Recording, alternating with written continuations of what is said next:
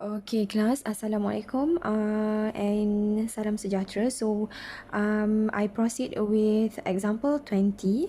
Okay, so for in example 20, the question asks you, write the premise for each of the following deductive arguments to form a valid and sound deductive arguments. Okay, so you need to fill in the premise 1, given premise 2, and also the conclusion. So premise 2, 37 is a prime number. 37 is a prime number, and then 37 has only two factors. So this one, we obviously know that this question A, it is form 1 argument. 37 is C, and then prime number is A, and then 37 is C, and then only two factor. This is B. So we can make a premise 1, which is all what? All prime number has only two factor. All prime number has only two factor. That's it. That is the answer for premise 1. Okay, I can't write because I didn't use the stand. So I hope that you can hear what is the answer that I just told you just now. Okay, once again, I give you the answer for premise 1. Premise 1 is all prime number has only two factor. That is for premise 1. Okay, now look at question B. The question give you premise 1, premise 2 it doesn't give you the answer, and this one that the things that we need to fill in, and then the conclusion given. Okay, so premise 1, if the annual sales of A and C company exceeds 3 millions, then the employees get a bonus of 3 months salary. So if there is the word if, right? So if there is the word if, so it means that whether it is form 2 or form 3 argument. Okay, now look at the answer. Okay, if the annual sales of A and C company exceed 3 million, so annual sales of A and C is 3 million, this is P, and then the employee get a bonus of 3 months salary, so this is Q. Okay, now look at the conclusion, because we want to fill in the premise to write, so we don't know yet. So just look at the conclusion to determine whether it is form 2 or form 3. Okay, the annual sale of A and C company do not exceed. So do not exceed, it involves the word not. So form 2 it is all true, right? P is true, Q is true. But for form 2, not Q is true. If P then Q, and then premise 2, not Q is true, not P is true. Okay, not Q is true, not P is true. Okay, this one like this. Okay, so we know that if it involves the word not, so we can automatically know that premise 2, this question B, it is actually form 3 argument. Okay, so we can make the premise 2 lah, which is this one for conclusion, not Q, right? Not Q for the conclusion, not P is true. So for the premise 2, the answer is the employee does not get a bonus of 3 months salary. Okay, the employee do not get a bonus of 3 months salary. That is the answer for premise 2. Okay, I hope that you can hear the answer that I just said just now. Okay, now look at C. Okay, for C, premise 1 given to you, and also the conclusion. And premise 2, it doesn't, this premise 2 is the things that we need to fill in. Okay, look at premise 1. If x is equal to k, then k is a root of the equation 3x squared minus 5 equal to 12. Okay, so premise 2 fill in the blank. And then conclusion is x is not equal to 9. So it involves the words, it involves the things not. So it means that C also form 3 argument. So if C is form 3 argument, so we know that premise 2 is not Q is true. So which one is Q? This one is the represent Q lah. So the answer will be 9 is not a root of the equation 3x squared minus 5 equal to 12. That is the answer for premise 2. Okay, I hope you can understand, because this is a very important chapter, and it include in our US exam. Okay, that's it. Okay, class, we proceed with our next lesson, which is lesson number 4. Okay, how do you determine and justify the strength of an inductive argument, and hence determine whether the strong argument is cogent. So this one, it's before this we are talking about the deductive argument, right? So for this lesson number 4, we are going to talking about inductive argument. So if how we want to justify and determine the strength of an inductive arguments, and determine whether the strong argument is cogent or not cogent. So for today, for this lesson, we are going to learn about that things. Okay, now look at the words here, the sentence here. Okay, let's look at the thing that I stress here.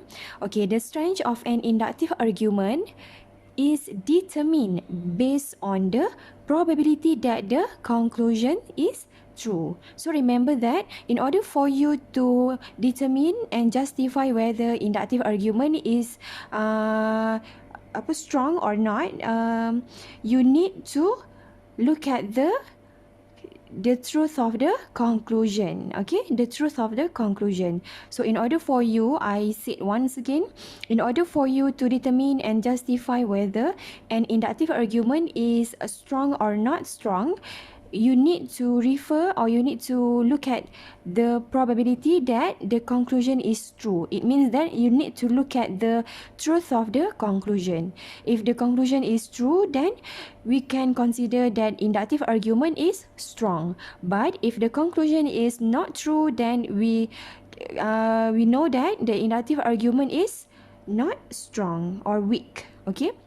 Okay, that one for inductive argument. That one for you, it's the statement for you to determine the strength of the inductive argument, which is you need to look at the truth of the conclusion. Okay, remember the point that I just told just now. Okay, now look at the second one, which is how to determine the argument is cogent or not cogent. So look at here. Okay, to determine an argument that is cogent or not cogent, it needs to be discussed based on the truth of the premises and its conclusion. So it means that in order for you to determine whether the argument is cogent or not cogent, you need to look at the truth of the premises. Okay, you need to look at the premises and its conclusion. Okay, so remember. Okay, now we proceed with example 21. Okay, example 21. Okay, look at example 21. Determine whether the given arguments are strong or weak, and hence determine whether the strong argument is cogent or not cogent, and justify your answer. Okay, look at A, question A. Okay, premise 1. The chairs in the living room are red. Premise 2. The chairs in the dining room are red. Premise 3. The chairs in the study room are red. Premise 4. The chairs in the bedroom are red. So, in a conclusion, all chairs in the house are red. So conclusion, assume that, consider that all chairs in the house are red. So from here, we know that the argument is, okay, look at here, the argument is weak for question A. Because why weak? Because the conclusion here, all chairs in the house are red. So the truth of the conclusion is not strong. It means that we cannot consider all the chairs in the house are red just because the living room are red, dining room are red, study room red, and bedroom is red. So you cannot consider all the chairs in that house are red. So it have a possibility that in other rooms there might be the possibility for the chairs to not red in color. So it means that the conclusion is not strong. So if not strong, so the argument is weak. Okay. And then look at the cogent. Okay, and then it is not cogent because of what? Because even though all the premises is true, but the conclusion is probably false. Okay, so the argument is weak and not cogent because although the premises are true, the conclusion is probably false. Okay, why probably false? Because why it is not cogent? Because the conclusion have a possibility to be false. So that's why it is weak and not cogent. Okay, I hope that you can understand. Okay, look at B. Premise 1, 27 is multiple of 3. Correct, right? Okay, premise 2, 81 is a multiple of 3. Okay, correct, right? 3 multiply with 27, you will get 81. Okay, and then the conclusion, all multiples of 9 are multiples of 3.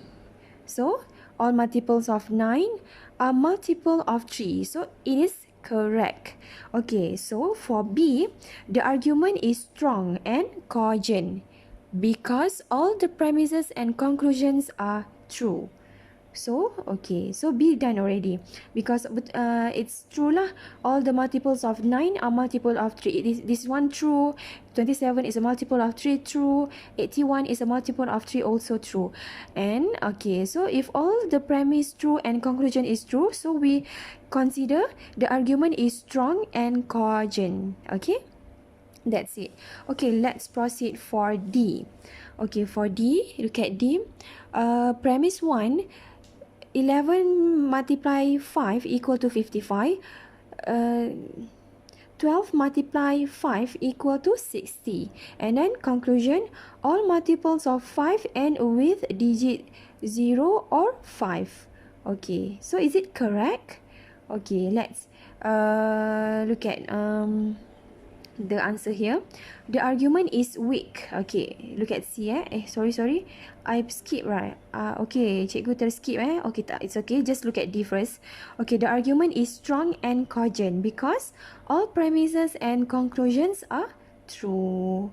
Okay, if you doubted regarding to the conclusion, you can check on your own. Okay, you can check. I don't have a calculator right now, but you can check on your own. So if you check, your answer will be like this. The argument is strong because the conclusion is true, and then it is cogent because all the premises and the conclusion are true. Okay, like that. So D done already. Same goes as E. E also the same thing. Okay, it's okay. I will explain to you for E also. Okay, look at E. Premise 1, 1 is a prime number. Premise 2, 2 is a prime number. Premise 3, 3 is a prime number. Premise 4, 5 is a prime number. So, in a conclusion, all prime numbers are divisible by 1 and itself. Okay, so look at the conclusion first because we want to know whether the argument is strong or weak. Okay, all prime numbers are divisible by 1 and itself. So, correct, right? So, it means that the argument is strong. And then look at the premises. So, now, okay, we done for the strength of the argument. Now, look at whether the argument is cogent or not cogent. Okay, look at premise 1. 1 is a prime number. Is it correct? 1 is a prime number? No, right? 1 is not a prime number. 2 is a prime number, correct? 3 is a prime number, correct? 5 is a prime number, correct? And then look at the last one, conclusion. All prime number are divisible by 1 and itself. So, correct. So, just premise 1 is false. So, it means that it is not cogent because premise 1 is false. Okay? Just like that. Okay? Okay, class. Okay, we are still in lesson number 4. Okay, this is the summarizations of inductive argument regarding to the strength of the argument and cogent or not cogent. Okay, look at this one. This is the simple maps for your better understanding. Okay, look at this one. Inductive argument. So we know that inductive argument can be strong or weak. And then for strong if the argument is strong, it can be possibility to become cogent or not cogent. But if the argument is weak, the possibility of the cogent is not cogent it will if the argument is weak, so automatically we know that it is not cogent. But if the argument is inductive argument is strong, so it has two possibility whether it is cogent or not cogent. But for weak argument, we can just consider, or we can just make a conclusion that it is not cogent. We can straightforward know that the weak argument is not cogent. Okay, that's it. This is the summarizations of what we have learned in lesson number 4. Okay, now we proceed with lesson number 5, which is how do you form a strong inductive arguments of a certain situation. Okay. So, based on this one, okay, a strong and cogent inductive argument depends on the truth. It depends on the true premises and conclusions, right? Before this, in your lesson number 4, we already talked about this one. Okay, now the given premises are the evidence or support to the conclusion made. Inductive reasoning can be carried out in the following step. Okay, look at this one. This is the step for you to form a strong inductive argument based on a certain situation. Okay, look at this one. The first thing that you need to do to form a strong inductive argument is you need to observe some examples or specific situation. And then after that, you need to observe the common features. You need to observe the common features. And then after that, then you can make a general conclusion. Okay, do you still remember what is the inductive argument?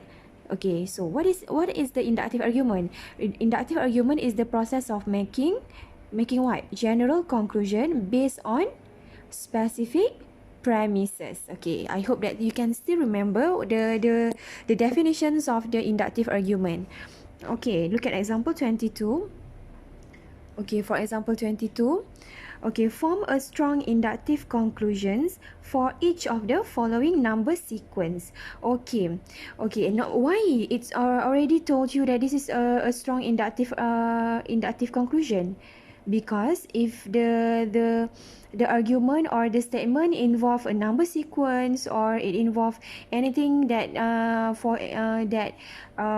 involving numbers or equation, normally it is already in a form of a strong inductive arguments. Okay, so look at A. Okay, the sequence given is here like this.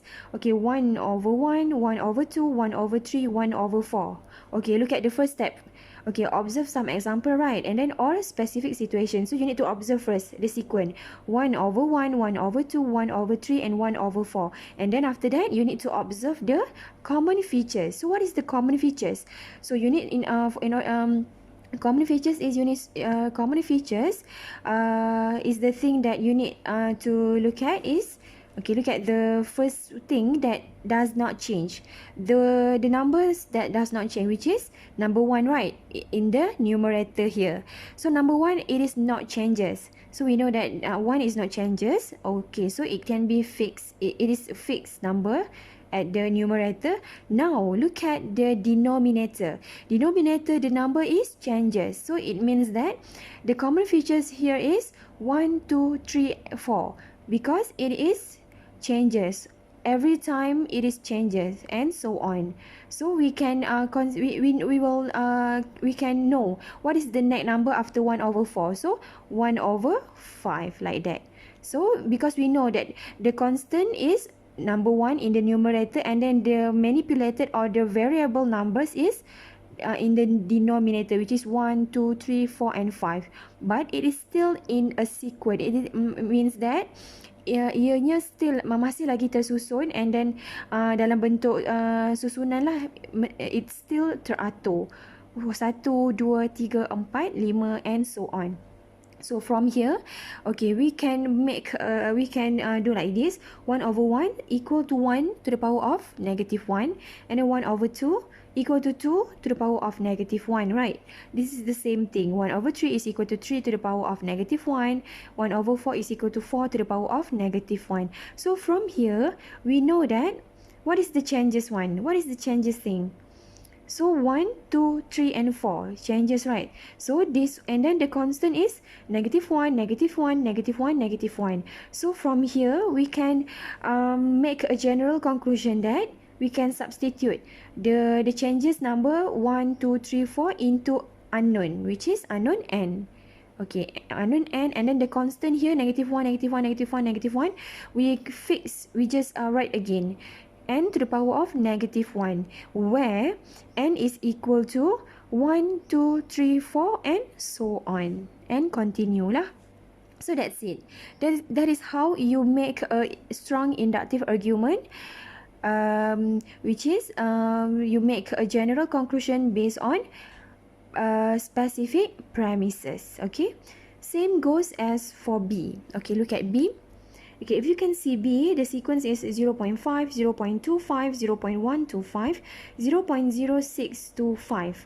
Okay, so from here we can know the sequence is 0.5 to the power of something. Okay, 0.5, 0.5 to the power of 1, 0.5 to the power of 2, we got 0.25, 0.5 to the power of 3, we got 0.125, 0.5 to the power of 4, we got 0.0625.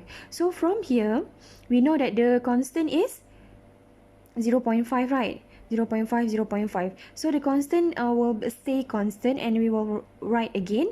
And then look at the power. The power is 1, 2, 3, 4. So the manipulated number here, we can change it into unknown. And then look at B. Okay, so the constant, just copy back the constant 0.5 to the power of n, which is the manipulated number, where n is equal to 1, 2, 3, 4, and so on. Just like that. That is how you make a strong inductive argument. Okay.